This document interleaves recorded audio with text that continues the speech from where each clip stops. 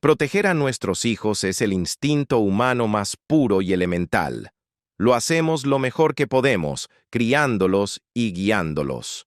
Pero, ¿qué sucede cuando esos niños no solo pertenecen a una familia, sino a la historia viva de una nación entera? El peso de la verdad en casos así se vuelve abrumador. Durante años, un susurro oscuro ha recorrido los pasillos de los palacios y las calles de Inglaterra. La persistente afirmación de que los hijos de Meghan Markle y el príncipe Harry, Archie y Lilibet nacieron a través de un vientre de alquiler, gestación subrogada. Lo que antes era solo un rumor de pasillo, hoy ha tomado un giro inesperado y monumental.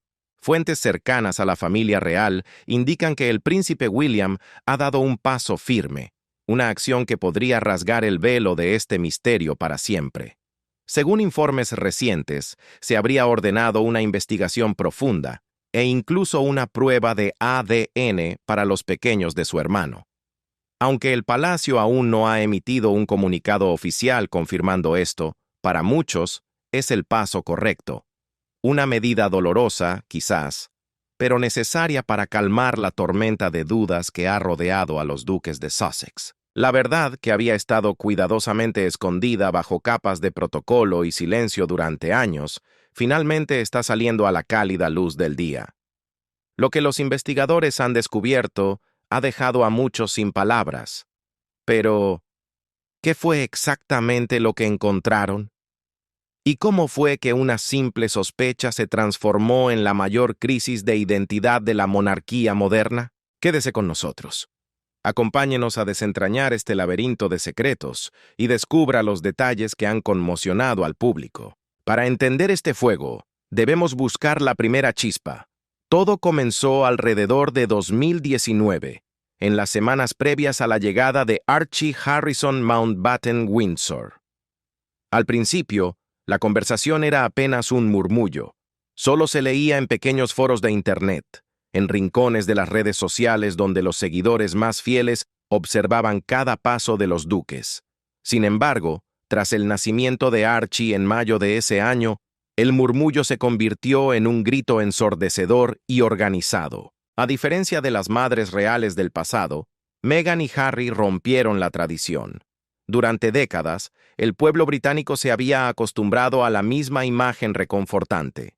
La madre real, horas después de dar a luz, presentando a su bebé en las escaleras del hospital. La princesa Diana lo hizo con una sonrisa cansada pero genuina. Kate Middleton lo repitió en 3 ocasiones. Meghan y Harry dijeron no.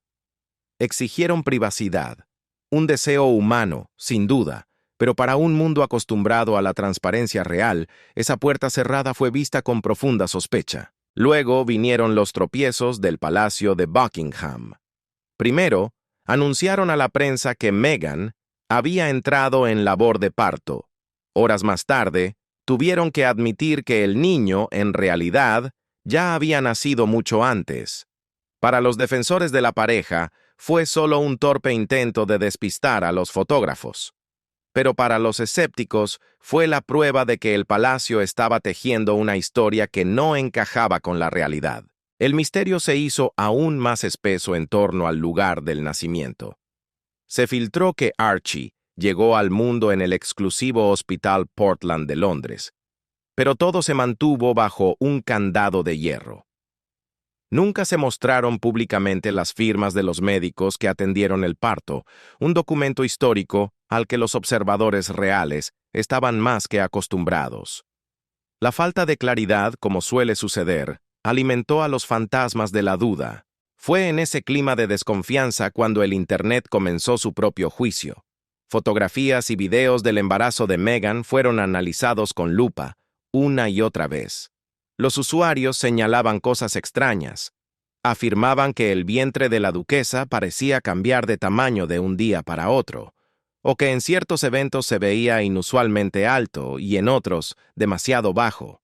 Así nació el término moon bump, barriga de luna o prótesis de embarazo. Aunque nunca se presentó una sola prueba real, la teoría voló como ceniza en el viento, cubriendo los blogs de chismes y las redes sociales. La discusión saltó de las pantallas a la televisión. Voces públicas, como la de la autora y comentarista Lady Colin Campbell, comenzaron a exigir respuestas. Ella argumentó algo muy profundo y antiguo. La sucesión al trono no es un juego. Históricamente, las reglas exigen que los herederos nazcan del cuerpo de la madre. Si se había utilizado un vientre de alquiler, el orden de la monarquía misma estaría en juego. Pero el golpe más doloroso no vino de los extraños, sino de la propia sangre. La familia distanciada de Meghan entró al escenario de manera fulminante. Su media hermana, Samantha Markle, lanzó palabras que resonaron con fuerza. Si ella es capaz de hacerle esto a nuestra familia, se lo hará a la tuya. Es mi hermana y la quiero, pero los humanitarios y diplomáticos no se comportan de esta manera. Samantha dio entrevistas asegurando que la teoría del vientre de alquiler era muy posible. Habló de conversaciones pasadas con su padre, Thomas Markle, afirmando que Meghan había congelado sus óvulos años atrás. Y aunque Samantha tampoco aportó pruebas físicas, el simple hecho de que la acusación viniera de su propia familia le dio a la historia un peso y una credibilidad que los simples rumores de Internet no tenían. Los tabloides de Estados Unidos y el Reino Unido devoraron la historia. Para finales de 2019 y durante todo el 2020, las redes sociales se convirtieron en el motor principal de este drama. Cuentas enteras se dedicaron a diseccionar cada movimiento de Meghan, revisando videos cuadro por cuadro, buscando aquel instante donde, según decían, el vestido se doblaba de manera imposible al sentarse. Una búsqueda implacable de la verdad en un mar de secretos reales.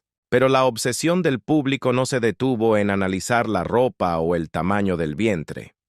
Pronto, los críticos comenzaron a señalar con el dedo los propios movimientos de la duquesa. En foros de Internet se afirmaba que Meghan era demasiado ágil, que se agachaba y se movía con una flexibilidad que no correspondía a una mujer en la etapa final de su embarazo. Blogueros anónimos empezaron a citar a supuestos expertos médicos que aseguraban que esos movimientos no eran normales. Por supuesto, nunca se dieron nombres, ni se presentó un solo informe clínico. No había pruebas reales.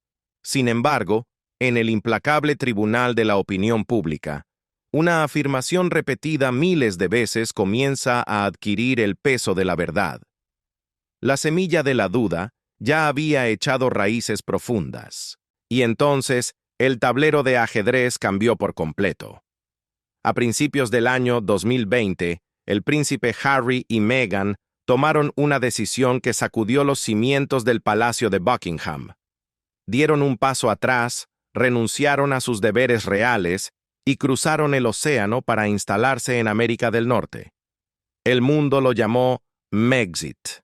Para sus seguidores fue un acto de valentía, una huida necesaria para proteger la salud mental de su familia frente a una prensa asfixiante. Pero para los críticos que ya sospechaban de la pareja, este exilio voluntario tenía un significado mucho más oscuro. Para ellos, alejarse de Gran Bretaña era la manera perfecta de evitar la lupa del escrutinio público, una táctica calculada para asegurarse de que sus secretos nunca salieran a la luz. Los años pasaron, pero las brasas del rumor se negaban a apagarse.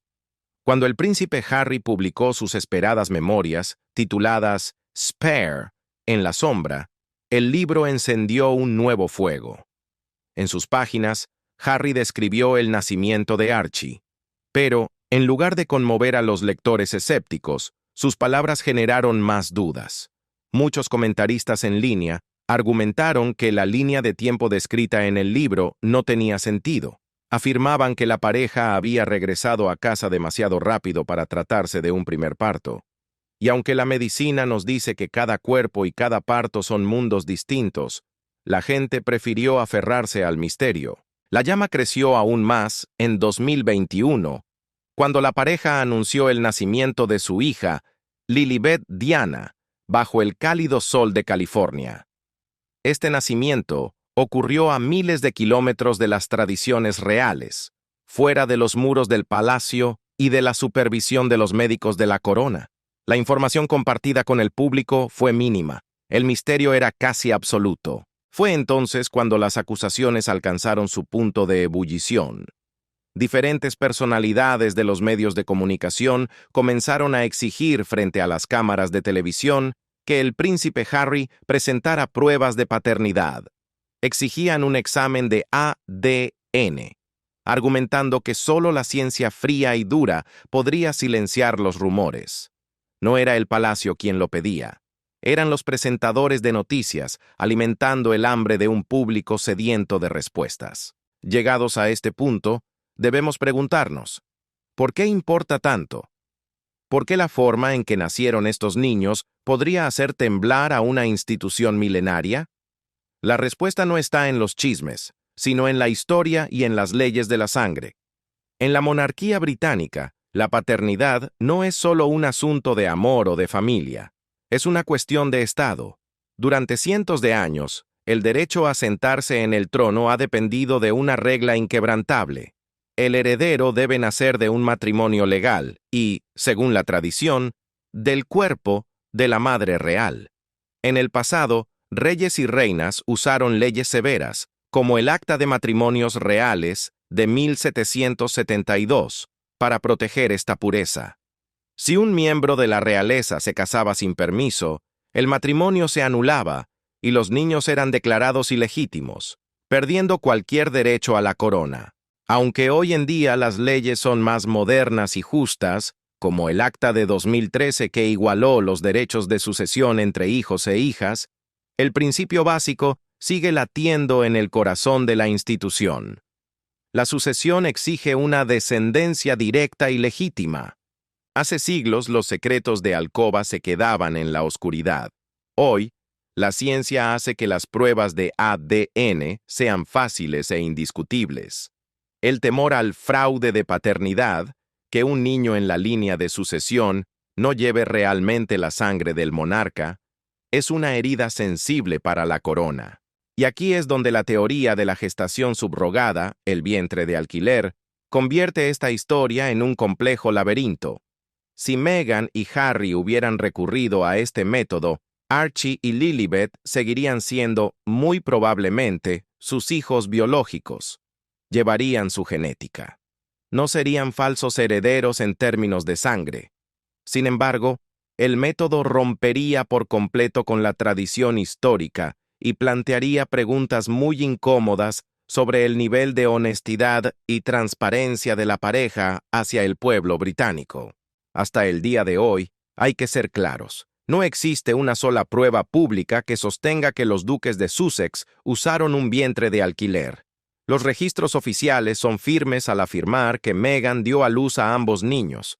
En toda la historia de la realeza británica, no hay un solo registro de que un miembro de alto rango haya utilizado la gestación subrogada. Y, sin embargo, la sombra de la duda se niega a marcharse. Con cada foto compartida, con cada entrevista concedida, el debate vuelve a nacer, atrapando a la familia real en un juicio público que parece no tener fin. Para entender el peso de estas acusaciones actuales, debemos abrir los viejos y polvorientos libros de historia, y es que, aunque la gestación subrogada sea un tema moderno, la lucha por la legitimidad de la sangre es tan antigua como la propia corona. La historia nos muestra que muchos reyes tuvieron hijos en las sombras. Pensemos en Enrique I, quien gobernó entre los años 1100 y 1135. Se cree que dejó en este mundo a unos 25 hijos nacidos fuera del matrimonio. Todos ellos eran reconocidos en la sociedad, caminaban por los pasillos y comían en grandes banquetes, pero había una puerta que jamás podrían cruzar, la del trono.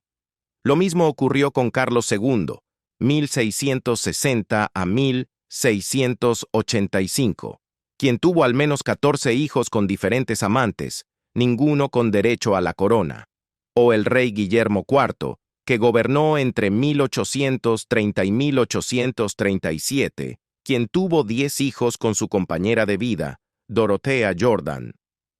Eran amados, eran reconocidos socialmente, pero la ley era fría y clara. No eran herederos. Incluso hubo miembros de la realeza que lo arriesgaron todo por amor, casándose sin el permiso del rey. En 1793, el príncipe Augusto, duque de Sussex, el mismo título que hoy lleva Harry, se casó en secreto con Lady Augusta Murray. ¿El resultado? La corona declaró el matrimonio nulo, como si nunca hubiera existido, y sus hijos fueron despojados de cualquier derecho a heredar. Estos ejemplos del pasado no hablan de engaños médicos o fraudes de paternidad modernos, donde alguien miente sobre quién es el padre, pero nos enseñan una lección profunda. Durante siglos, la falta de claridad en las líneas de sangre provocó guerras sangrientas, divisiones políticas y el caos de naciones enteras. Por eso, con el paso del tiempo, la familia real aprendió a imponer reglas de hierro sobre los nacimientos y el linaje. La legitimidad lo era todo. La paz del reino dependía de saber exactamente de qué vientre nacía el futuro rey. Saltemos de nuevo a nuestro presente. Cuando hablamos de Harry y Meghan, los rumores sobre la gestación subrogada no nacieron de un parte médico, sino del eco de los tabloides y del fuego incontrolable de las redes sociales. Las voces afirmaban, sin titubear, que Archie, nacido en mayo de 2019, y Lilibet, nacida en junio de 2021, llegaron al mundo a través de un vientre de alquiler. Voces críticas, impulsadas por figuras como Lady Colin Campbell, han cuestionado incansablemente cada detalle de estos nacimientos, sugiriendo que esto podría cambiar el lugar de los niños en la línea de sucesión. Pero, ¿qué dicen los hechos fríos y duros? Las fuentes oficiales, desde el mismísimo Palacio de Buckingham hasta los propios duques de Sussex, jamás han confirmado el uso de un vientre de alquiler. Más aún, los verificadores de datos y expertos en desinformación han calificado estos rumores como absolutamente falsos. Se demostró, por ejemplo, que una supuesta publicación del Palacio de Kensington anunciando un nacimiento por subrogación era un montaje, una imagen falsa creada para engañar. Además, ninguna cobertura periodística seria durante los nacimientos mencionó tal cosa. Aún así, el simple hecho de que el mundo siga hablando de esto demuestra una realidad innegable. La sociedad y los medios siguen obsesionados con la pureza y la legitimidad de la realeza. Es un tema que toca las fibras más sensibles de la tradición. Hagamos una pausa y preguntémonos, si alguna vez se revelara, contra todo pronóstico, que un niño real nació por gestación subrogada, ¿qué pasaría realmente? La respuesta depende de las leyes modernas. Hoy en día, el derecho a la sucesión se basa en la descendencia genética y legal reconocida, no en el método de parto. Mientras un niño esté biológicamente vinculado a un padre o madre de la realeza y cumpla con las reglas de religión y consentimiento matrimonial, su lugar en la línea de sucesión estaría legalmente asegurado. Un vientre de alquiler, por sí solo, no le arrebataría sus derechos. Sin embargo, el verdadero impacto no sería en los tribunales, sino en la calle. Un descubrimiento así desataría un huracán de debates, especialmente entre los más tradicionalistas que ven en la sangre directa y el cuerpo de la madre un pilar sagrado. Los políticos y el público exigirían una transparencia total a la Casa Real. Los legisladores incluso tendrían que sentarse a reescribir las leyes para adaptarlas a los métodos reproductivos modernos. El concepto mismo de legitimidad tendría que evolucionar. Y aunque un desafío legal directo sería casi imposible, el daño a la reputación sería devastador. Las afirmaciones no comprobadas, las sospechas y las mentiras tienen el poder de moldear la opinión pública, alimentar el odio mediático y romper para siempre los lazos familiares. A pesar de todo el ruido, la realidad es que estas afirmaciones contra Meghan y Harry parecen ser, en su inmensa mayoría, ataques infundados. No hay una sola prueba médica que las sostenga. Nacieron de la sospecha, de la crueldad de Internet y de la simple queja de que el embarazo de Meghan no se veía igual al de otras mujeres de la realeza. Para desarmar estas mentiras y entender la verdad, debemos volver al principio y mirar los hechos documentados, separando la historia de la ficción. Todo comenzó en octubre de 2018. La noticia del primer embarazo de Meghan no se inventó en un laboratorio ni surgió de la nada. Fue compartida en la intimidad de la familia real durante la boda de la princesa Eugenia. Un momento de alegría familiar que el propio príncipe Harry relató con ternura en su libro de memorias, Spare. Aquel día, en medio de la celebración familiar, los duques revelaron en privado que estaban esperando un hijo. Este simple hecho documentado destruye la narrativa de los conspiradores. El embarazo de Meghan era un hecho conocido por la propia realeza meses antes de que Archie diera su primer respiro. Finalmente, el 6 de mayo de 2019, en la ciudad de Londres, nació Archie Harrison, un niño envuelto en amor, pero que, sin saberlo, nacería en el centro de una de las tormentas mediáticas más grandes de nuestro siglo. Pocas horas después de que el primer llanto de Archie rompiera el silencio del mundo, el príncipe Harry se plantó frente a las cámaras de televisión. No parecía un príncipe sacado de un cuento de hadas. Era, simplemente, un hombre desbordado por el milagro de la vida, con los ojos brillantes de cansancio. Describió el nacimiento como algo asombroso y confesó sentirse increíblemente orgulloso de su esposa. 2 días más tarde, la pareja presentó a su pequeño, cobijado entre los gruesos y antiguos muros del castillo de Windsor. Pero faltaba algo. No hubo pose en las escaleras del hospital. No hubo el tradicional desfile frente a la lluvia de flashes. Ese simple acto, el profundo deseo humano de elegir la paz y la privacidad sobre el espectáculo público, fue la chispa que encendió la hoguera de las conspiraciones.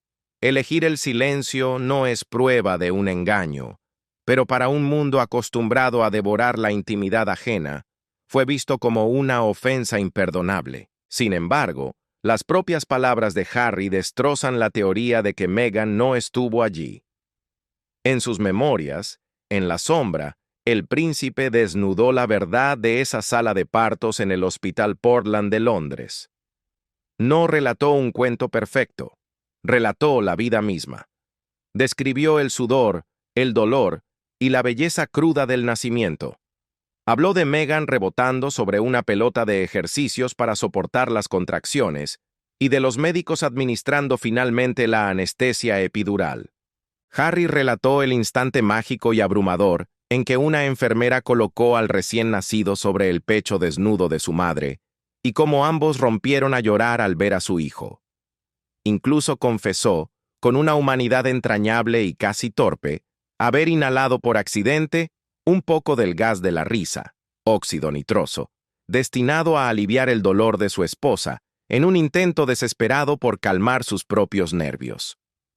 Estas anécdotas mundanas, desordenadas y a veces vergonzosas, son imposibles de encajar con la teoría de un embarazo fingido.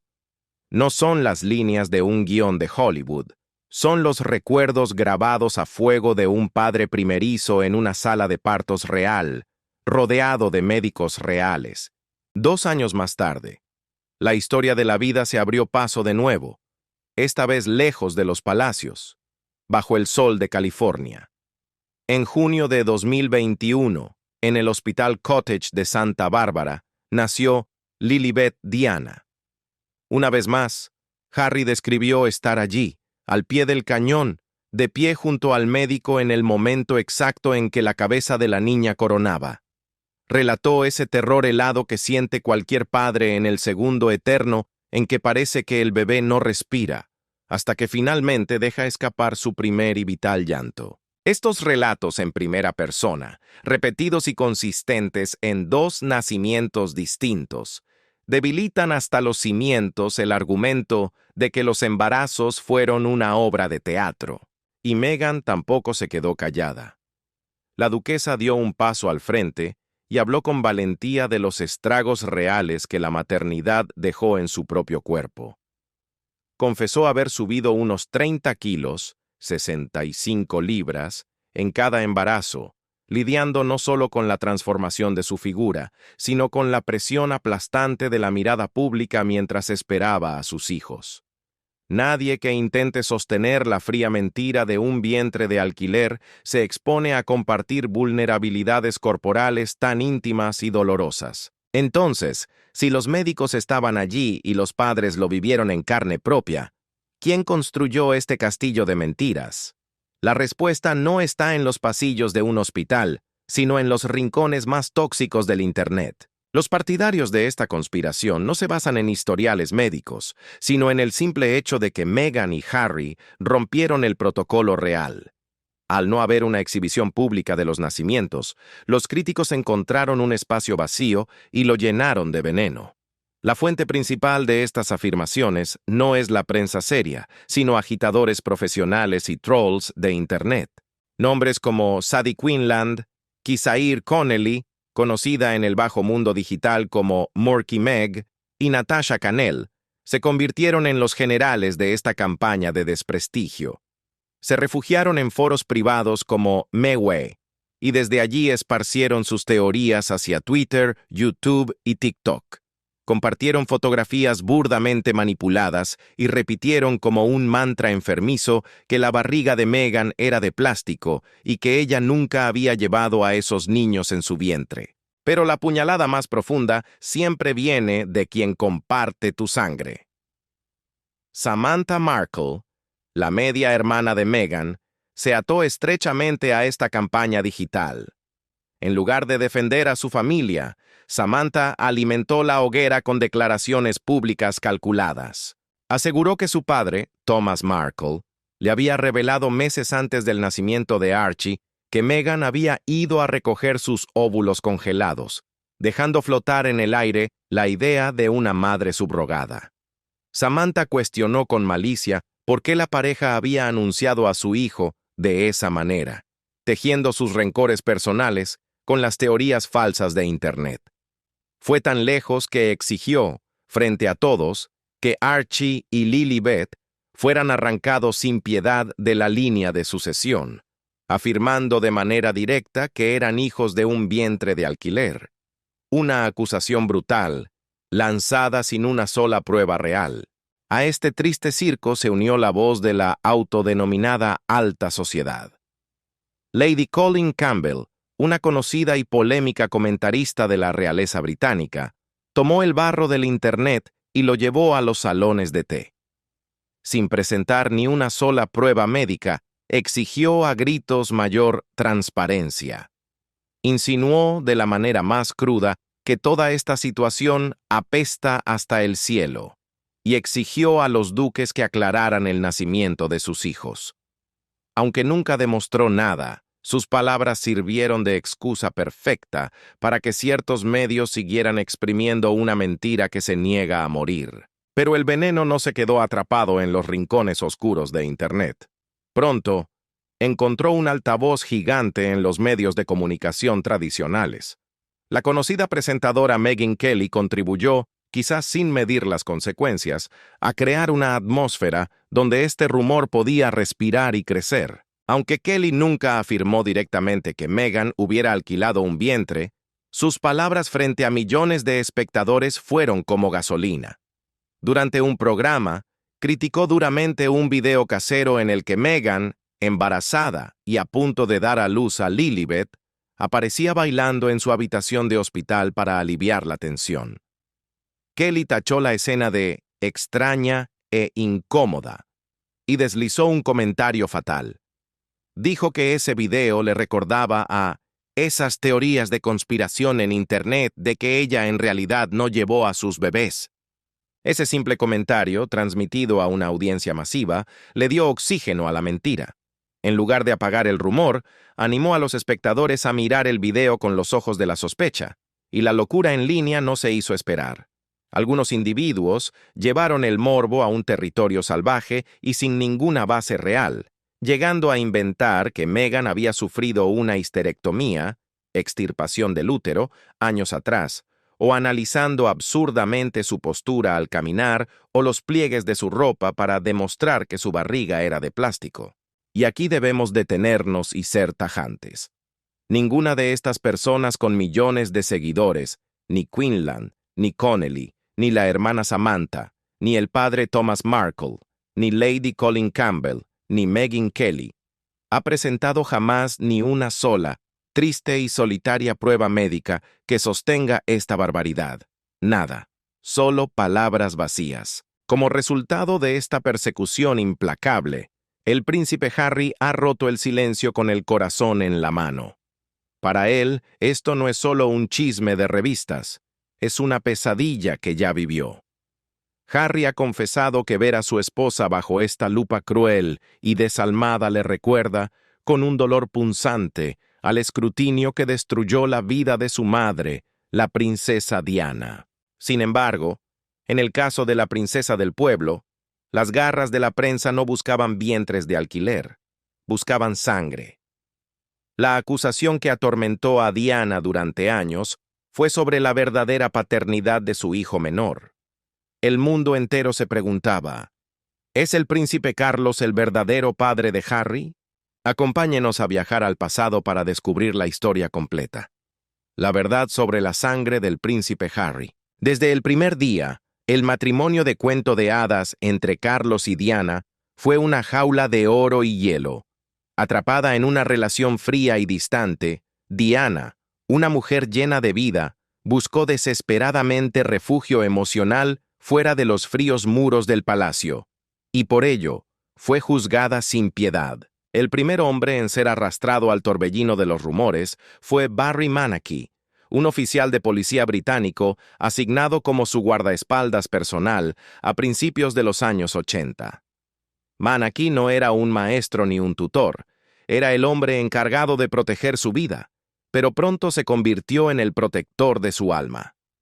Amigos cercanos e historiadores han relatado cómo Diana, rota por la tristeza de su matrimonio, encontró en él su primer refugio emocional real. Le confiaba sus lágrimas y sus miedos. Aunque nunca hubo pruebas de que compartieran la cama, esa simple cercanía espiritual fue suficiente para encender las alarmas. El palacio, aterrado por el vínculo, lo apartó de su lado, lo que solo hizo que los rumores gritaran más fuerte. Después de perder a Manakee, a finales de los 80, la princesa encontró consuelo en Oliver Hoare, un elegante marchante de arte. En un momento en que la separación de Carlos ya era una sombra inminente, Hoare se convirtió en su confidente, alguien que la escuchaba y la comprendía. De nuevo, la prensa insinuó romances apasionados, pero jamás se comprobó una relación física. El problema era que el público estaba tan fascinado con la tragedia de Diana que cualquier hombre que le ofreciera una sonrisa era convertido en un escándalo de portada. Años más tarde, en 1995, llegó a su vida el doctor Hasnat Khan, un cirujano cardiovascular pakistaní. Esta relación, mucho más privada y madura, es reconocida por todos sus biógrafos. Diana lo amó profundamente. Él fue, quizás, el amor más verdadero de su etapa final. Pero este romance, hermoso y trágico, no tiene absolutamente nada que ver con el nacimiento de Harry. Sin embargo, hay un nombre que hace temblar a la monarquía, un hombre cuyo romance con Diana desató la mayor tormenta de dudas sobre la sangre del príncipe Harry, James Hewitt. Hewitt era un apuesto oficial de la caballería del ejército británico. Conoció a Diana a mediados de la década de 1980 y, a diferencia de los otros hombres, esta vez el rumor era cierto. Su amistad se transformó en un romance apasionado que duró años y que el propio Hewitt, tiempo después, confesó en televisión. Fue a partir de esta aventura confirmada que nació la cruel leyenda sobre la paternidad de Harry. Los teóricos de la conspiración, buscando hacer daño, señalaron un rasgo físico inconfundible: el cabello pelirrojo de Harry. Dijeron que el niño se parecía más a Hewitt que al príncipe Carlos. Algunos incluso inventaron que la familia real había intentado ocultar pruebas de ADN. Sin embargo, ante la crueldad de los rumores, existe un juez implacable que no admite mentiras: el tiempo. Las matemáticas de la vida destrozan esta conspiración. El príncipe Harry nació en septiembre de 1984. La relación romántica y confirmada entre la princesa Diana y James Hewitt comenzó en 1986, es decir, al menos un año y medio después de que el niño llegara al mundo. Las fechas simplemente no encajan. Hewitt no pudo haber engendrado a Harry porque ni siquiera era parte de la vida íntima de Diana cuando el príncipe fue concebido. ¿Y el famoso cabello pelirrojo? La respuesta al misterio del cabello de Harry no se esconde en un romance prohibido, sino en el propio linaje de su madre. La genética es un río profundo y misterioso, y la familia Spencer lleva el gen del cabello rojo corriendo por sus venas desde hace generaciones. La misma princesa Diana tenía hermosos destellos cobrizos bajo la luz del sol, y varios miembros de su familia más cercana, como su hermano el conde Spencer, siempre han lucido ese característico color rojizo. Que Harry tenga el cabello color fuego es una simple y hermosa coincidencia de la naturaleza, una prueba innegable de su herencia materna. Los rasgos físicos, como el color de los ojos o del pelo, son el resultado de una lotería genética compleja que puede variar enormemente entre padres e hijos.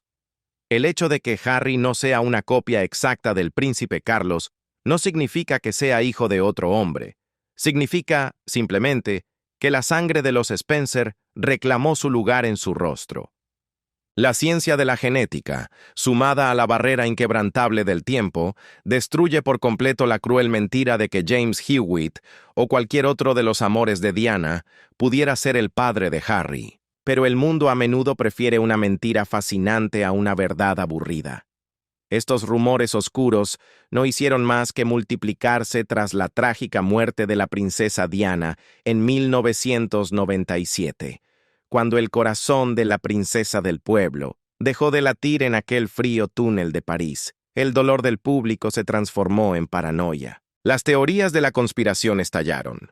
Comenzaron a tejer historias que vinculaban los amores de Diana con su muerte prematura, sugiriendo, sin una sola prueba, que la mismísima familia real había movido los hilos desde las sombras para proteger a la monarquía de un escándalo mayor. Estas historias, nacidas del dolor y la especulación, nunca han sido comprobadas, pero sirvieron para alimentar una fascinación enfermiza por la vida privada de Diana y por la identidad del príncipe Harry. Pero la realidad, desnuda y sincera, es mucho más simple. El nacimiento de Harry, su rebeldía y su cabello rojo son perfectamente legítimos. Los consuelos emocionales que Diana encontró en el guardaespaldas Manaki, sus amistades con Oliver Hoare y Hasnat Khan, y su posterior y sonado romance con James Hewitt, ocurrieron mucho después de que Harry fuera concebido. El amor y el dolor de la princesa no cambian un hecho biológico innegable. El príncipe Carlos es el padre de Harry.